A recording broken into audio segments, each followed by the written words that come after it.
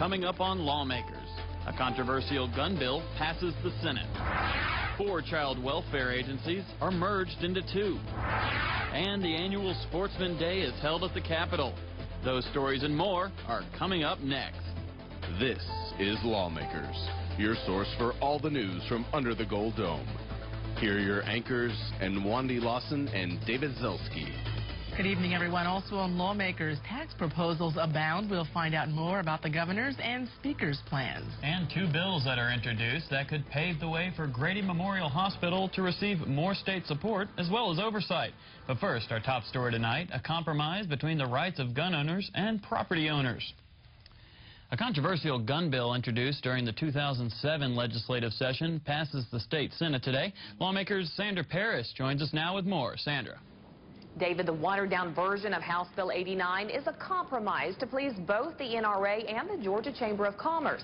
Even Governor Perdue appeared torn earlier this week over the issue that pits the right to bear arms against the rights of property and business owners. Today, both sides got some of what they wanted. As passed today, House Bill 89 not only allows gun owners to carry their weapons anywhere in their cars, those with concealed weapons permits can leave them in the parking lot at work if the business has a publicly accessible parking lot and the owner of the property doesn't object. Because of the nature of a public access parking lot, no one is being prevented from driving into that parking lot with a firearm in their vehicle, except that person who happens to be the employee. And I don't think it's the right public policy that employers ought to discriminate against that employee and prevent them from protecting themselves. The bill also allows the same permit holders to carry them in state parks and historic sites, a measure added in committee after the murder of hiker Meredith Emerson. Had she been a license holder, and I'm not sure if she was or not, she could have carried a weapon to protect herself. With this bill being law. Without this bill being law, she could not have protected herself. So, you know, if one life is protected because of this, I think we've done something significant here. And that sometimes gets lost in this. Yeah, we're talking about a narrow scope of people that are going to be affected under this legislation. But again, it's also about protecting lives. So if one life is saved, I think we've done ourselves well. The bill passed mostly along party lines without amendment. Senator David Edelman opposed it. I think business owners, the people who operate businesses in Georgia, should be the ones making the decision about whether firearms should be brought on the premises of their businesses. There should be nothing wrong with a business owner posting a sign outside their business that says no firearms beyond this point. I voted against the bill because the bill would not allow business owners to be able to do that. Governor Perdue, who expressed his opposition to the bill earlier this week, today says he can live with a substitute version. As I understand the provisions there, I think this is the proper balance between the Second Amendment and our precious property rights.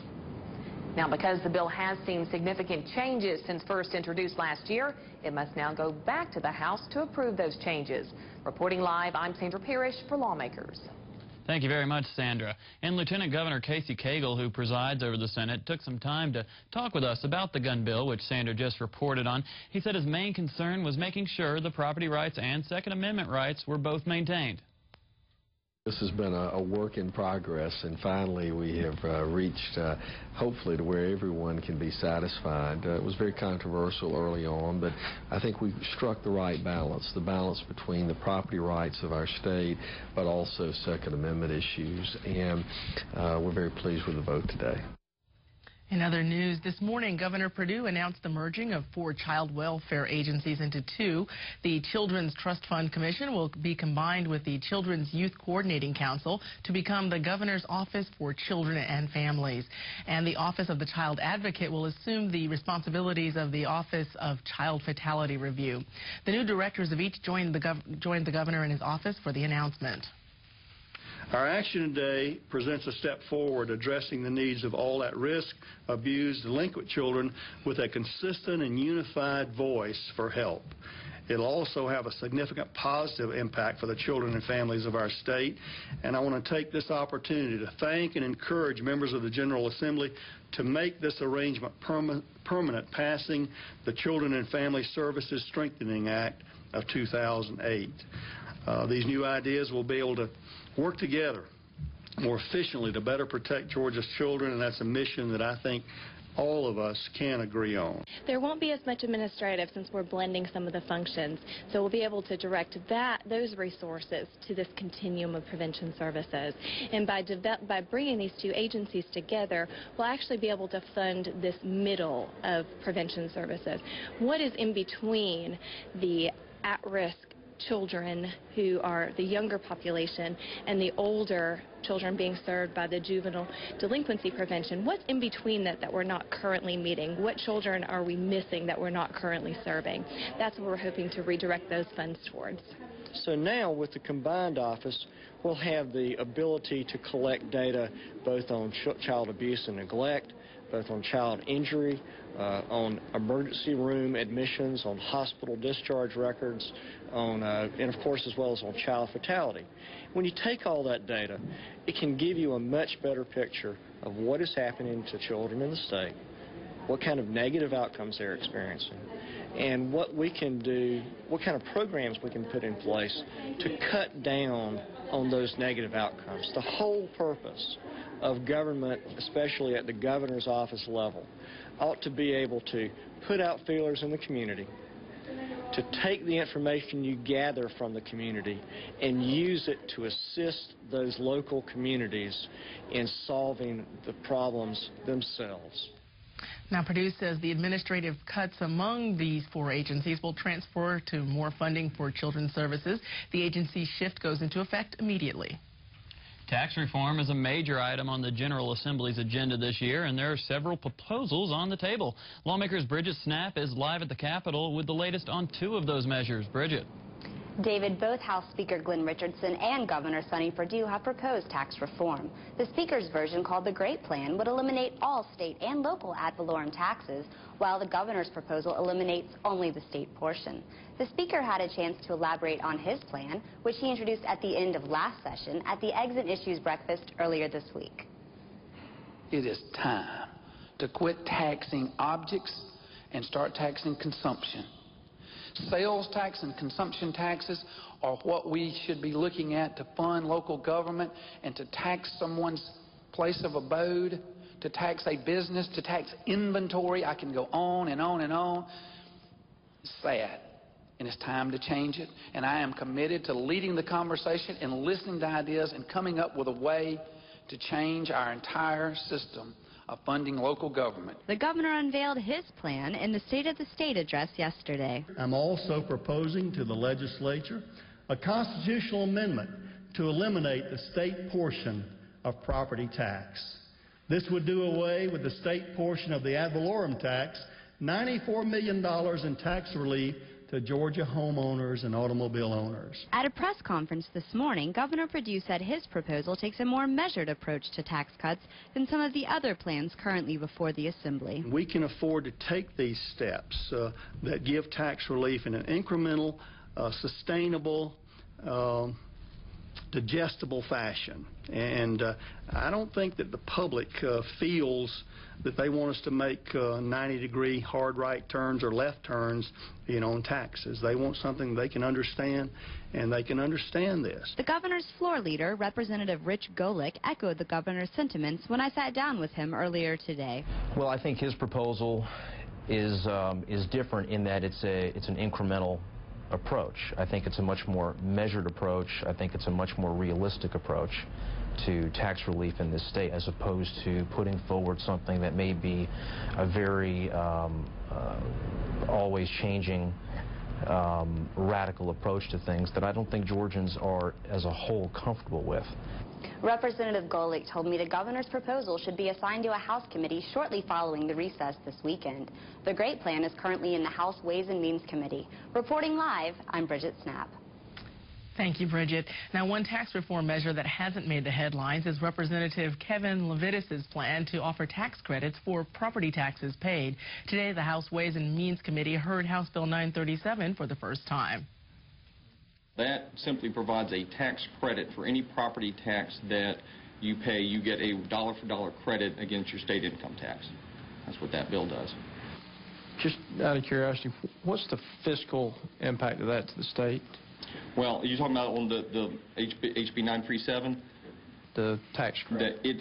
Depends really on what happens with property tax reform. For example, were the Speaker's great plan to pass and there were no longer property taxes levied on school taxes in my county to reduce about 60% of your tax bill, then the fiscal note would be significantly different. So it really depends on what the scheme looks like by the time we're done with tax reform this session. Right now, it would be in the billions of dollars right now as it stands. As of today? As of today, I might have the fiscal note with me. I have requested one under an older version. I might have it with me if you want me to come back to it. But it's in the billions of dollars. It's about if I remember correctly, it's about $3 to $5 billion was depending on that was the revenue estimate by Russell Hinton. But I'd be happy to if you. Is it only on personal, or does it apply to corporate property as well? It applies to any property taxes, not real property taxes, not personal property. Do you have any kind of plan for replacing that revenue, or No, sir. No, it's. I mean, to be honest with you, and I know we're not into the debate right now, part of it, but my feeling is we were operating under $11 to $13 billion a few years ago, and now we're up to $20.2 billion, and so no, I don't. I would be a belt-tightening measure. Its intention is to shrink the size of state government. House Bill 937 has been assigned to the Income Tax Subcommittee. On the first legislative day this session, the House voted to override 12 of Governor Perdue's vetoes from last session, which were passed, and those bills were immediately transferred to the Senate, and from there they went to Senate Rules, where they sit today.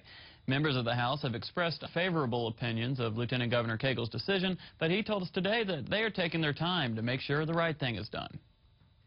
We're not going to get really overly bogged down in the process of trying to, referee the fight of overrides. We're in the process of doing our due diligence in determining really the reasoning that the governor expressed for overrides and the reason the House feels as strongly as they do. We will be very judicious in our process, but we're not going to allow that to distract us from the real business at hand, and that being water, transportation, education, health care, and trauma. Meanwhile, back on the House side, new life was being breathed into bills that died last year at today's House Judiciary meeting, paving the way for the possible passage of legislation dealing with child support, compensation for grandparents, and lottery winnings. I move that the House vote to override the governor's veto number 13 of 2007, House Bill 229, relating to the operation of Hope Scholarship Program and related matters. In the days since the House voted to override 12 of the governor's vetoes from last year, those bills have remained in Senate rules.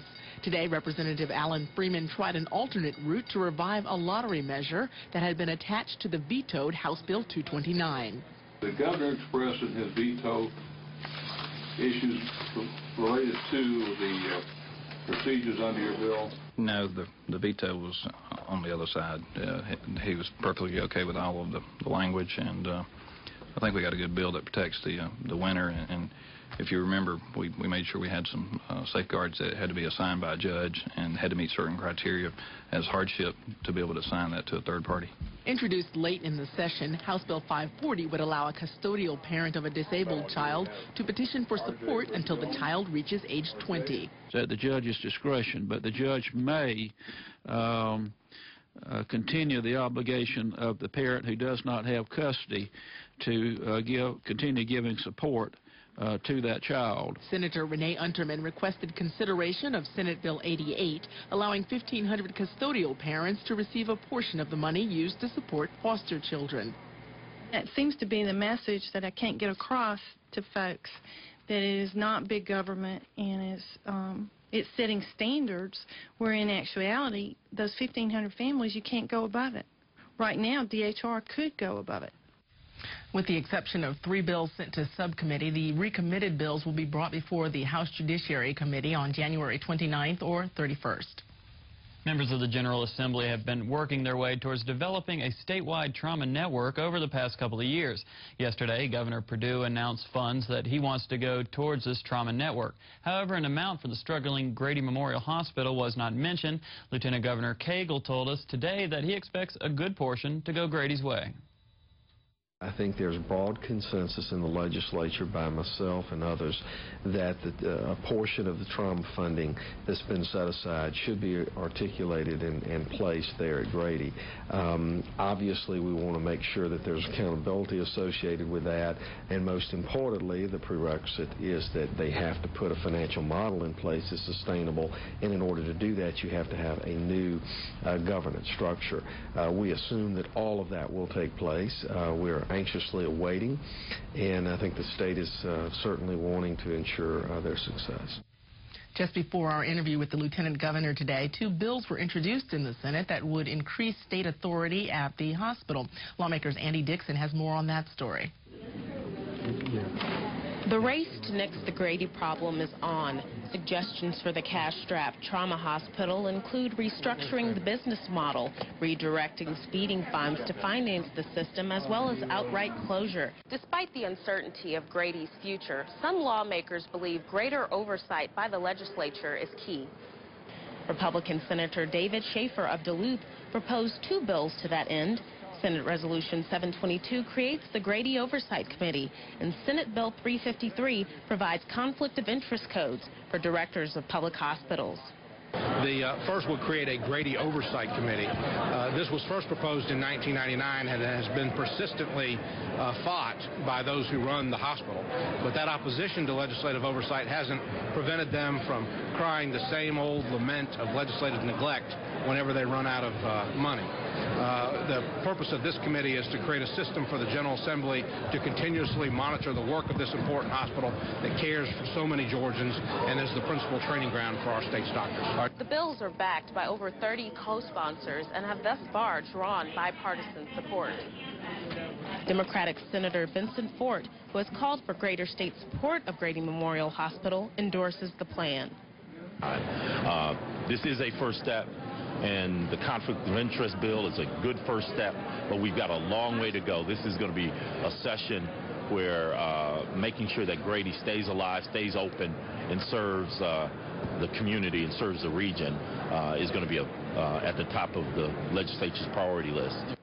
A similar resolution passed the Senate in 1999, but did not pass the House. Reporting at the Capitol, I'm Andy Dixon for Lawmakers.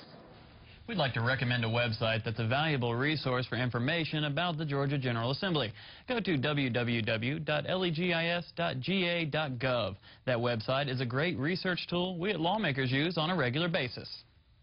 Transportation and traffic issues have become an increasing problem in Georgia, primarily in the metro Atlanta area. And Lieutenant Governor Cagle says restructuring DOT is priority #1, but insists that the department's work will not slow down and efficiency will quickly improve. We've not stopped any projects in Georgia and have no intentions on stopping any projects. I think that we're really tooling up to do more. We need a statewide transportation plan to be in place to where we're getting all of those efficiencies and we're really meeting the needs of the citizens of our state. And then we also need to determine how we're going to fund that plan. Certainly there are proposals that are being talked about this session. All of these proposals are really tools that are ultimately going to ensure that we get ourselves out of gridlock and that we also pave a way in which economic development can exist. Senate Minority Whip David Edelman says restructuring DOT is a good start, but in 2008, action for alternative means of transportation needs to happen. The answer really is complicated because there's not one answer. We need to promote alternative transportation, and that includes everything from walking and biking paths all the way to commuter rail. We're particularly excited about the prospect of commuter rail from Athens to Atlanta, the so-called brain train. But it's going to take real bipartisan leadership to get that done. We need to put aside the personal, petty politics and roll up our sleeves and get to work for the people of Georgia. So far, that hasn't happened in the last couple of years. I think mass transit certainly is an option that we have never taken off the plate. We've been committed to trying to find congestion relief. That certainly is also found in buses, and we have had a lot of success, particularly in the HOV lanes where buses are able to ride congestion-free. We want to continue in that program, investing, but also looking at rapid rail. And at this point, I don't know that there's strong consensus about putting a lot of funds into massive transit, but clearly, we're going to continue to have dialogue. Also under the Gold Dome, hunters and fishers from across the state celebrated the 6th annual Sportsman Day at the Capitol today. Lawmakers Keosha Jackson has the details on that event. Sportsman's Day began with Scott Tanner of the Heritage Wildlife Conservation Council recognizing Governor Sonny Perdue, Lieutenant Governor Casey Cagle, and Senate President Pro Tem Eric Johnson for their efforts with wildlife conservation in Georgia. Everything that you all do for sportsmen and for conservation every day could not be done without the support of the people here in the legislature, in the governor's office, lieutenant governor's office. Tanner also revealed Georgia's new rank in hunting. Georgia is now the #1 hunting destination state in the nation. The Georgia Wildlife Federation advertised their new plan at today's event. Today, the Georgia Wildlife Federation, as every year, we come support the Georgia Sportsman's Day at the Capitol. The State Wildlife Action Plan is a strategy to implement conservation and habitat restoration to protect a myriad of game and non-game species. The State Wildlife Action Plan, known as the SWAP, benefits not only all Georgians, but sportsmen, hunters, and anglers as well. We're with the Department of Natural Resources, and we've come up to represent the coast. As you know, Georgia has a coast. We have a 100-mile coast, and we're here to represent the interests of marine, recreational angling, of commercial fishing. Sportsman's Day turned out a host of wildlife experts and conservation groups. Among them, my friend Pete and Haliaetus leucocephalus, the bald eagle. There were also hunting and fishing simulation games for visitors to play and experiment with. Participants in this year's Sportsman's Day look forward to next year's event as well as Sportsman's Days thereafter. Reporting for Lawmakers, I'm Keosha Jackson. The House Judiciary Non-Civil Committee held a meeting yesterday to discuss House Bill 301 and House Bill 908. Now, House Bill 301 aims to put an end to dogfighting, while House Bill 908 would tighten restrictions against convicted sex offenders. Lawmakers Minu Hosseini has more. Well, what we've done in H. Bill 301 is make it illegal if you own, possess, train, transport, sell with the intent that such dog would be engaged in fighting with another dog. The meeting began with anti-dog fighting legislation. Although Senator Chip Rogers sponsored similar legislation, he spoke in support of HB 301. I fully support what Representative Reese is doing. I'm 100% behind this bill, and I will assist him in any way to make sure this becomes law. The committee also discussed HB 908, imposing new restrictions on where convicted sex offenders may live, work, or congregate. House Bill 908 is a very narrow and tailored bill, and it essentially does a few things. It clarifies how we measure the distance from an individual's property to these places, but gives guidance in terms of the proof needed to establish residency and being exempt from the operation of the residency restrictions. House Bill 301 and House Bill 908 both received due pass recommendation, which means that it's now up to the House Rules Committee to vote on them. The House Rules Committee will convene this Friday at 8:30 a.m., but until then, the House Speaker still has the discretion to bring them to the floor to vote on. Reporting for Lawmakers, I'm Minu Hosseini. The fatal shooting of 2 DeKalb County police officers early yesterday morning brought the DeKalb delegation to the well to honor the services of the slain officers and their colleagues. Unfortunately, many of you may know that 2 officers were slain in DeKalb County yesterday, and the suspects are still at large. And I can speak personally as a former prosecutor, but I think all of us recognize the kind of sacrifice that police officers make for us every day. These were officers who were working an off-duty job, but part of the reason they were working that job was to improve the community in which they lived and in which they served.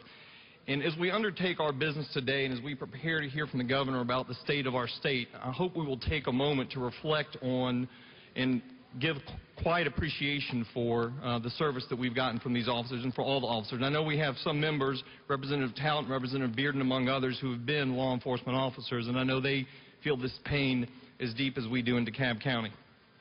This is now the time that we lift up the families of these slain officers. We ask your grace on their lives, on the lives of these families that are missing a father, missing a husband, missing a brother. Have mercy, Lord God. Thank you, Lord God, for your grace and mercy. Forgive us even our trespasses as we have trespassed you. Lead us, guide us, and direct us forever, we pray. And everyone said, amen. One of the suspected gunmen in the deaths of Officer Ricky Bryant Jr. and Eric Barker has been apprehended. Another suspect remains at large. Cooper Elementary and Birkmark Middle School gave a dual performance at the North Wing of the Capitol this afternoon. Akim Sims has the story. Today, the North Wing of the Capitol was serenaded by youthful voices and string instruments. The Cooper Chorus of Cooper Elementary performed songs like Let's Make Music, America, We Are American, God Bless the USA, Blue Skies, I Like to Sing Scat, and We Remember. It was written to dedicate the life lost in our 911 past, but we dedicate it to all troops and all families who have brothers and sisters and dads and moms, uncles and aunts serving right now in the United States military, and those who are being remembered today. We remember.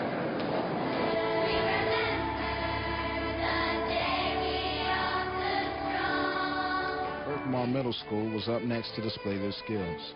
7th graders.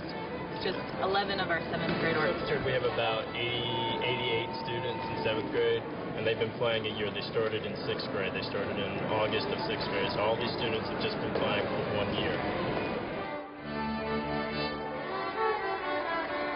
To play for today's performance, students had to attend 6 mandatory rehearsals. Reporting from the North Wing of the Capitol, this is Akim Sims for Lawmakers. Cute kids. Well, coming up tomorrow, there's a vote expected in both chambers on the statewide water plan, the annual Capitol Remembrance of Dr. Martin Luther King Jr., a look back at the first week of the 2008 session, and a tribute to the late Thomas B. Murphy, former Speaker of the House. We'll have all those stories and all the latest Capitol news. That's coming up tomorrow night at 7 p.m. If you've missed any part of this Lawmakers broadcast, tune in tomorrow morning when Lawmakers repeats at 5:30 a.m. You can also keep up with all the action under the Gold Dome daily on your local GPB radio station during Morning Edition, All Things Considered, and evenings at 6 p.m. on Georgia Gazette.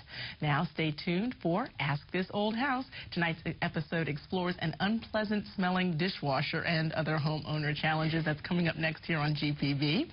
And, of course, as we mentioned, we're going to have the King Day celebration tomorrow. We're expecting members of the King family to come and receive the proclamation as they do each year, and, of course, several of our lawmakers to be there speaking as well. And that is our broadcast for this, the 4th legislative day of 2008. I'm David Zelsky. And I'm Nwandi Lawson. Have a great evening.